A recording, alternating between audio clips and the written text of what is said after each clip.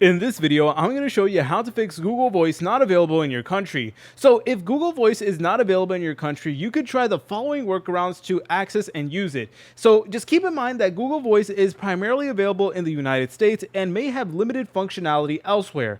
So number one, you could use a VPN with a United States server. So to do this, you will need to subscribe to a reliable VPN service like NordVPN, ExpressVPN, or even something like Proton VPN that offers US-based servers. And once you connect to a US server to mask your IP address and make it appear as though you're in the United States. And then from there, go ahead and try to sign in with a Google account and follow the prompts to set up a Google Voice number.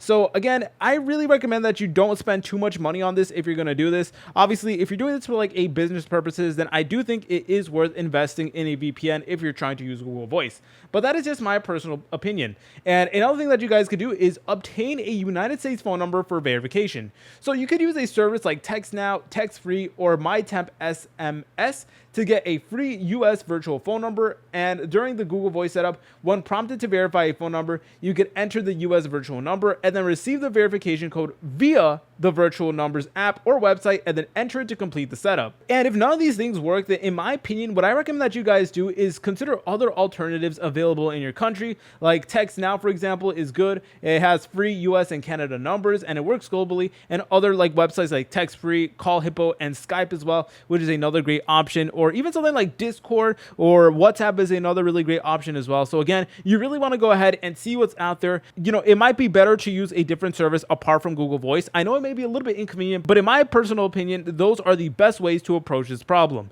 If you guys found this video helpful, make sure to leave a like and subscribe. I'll see you in the next tutorial.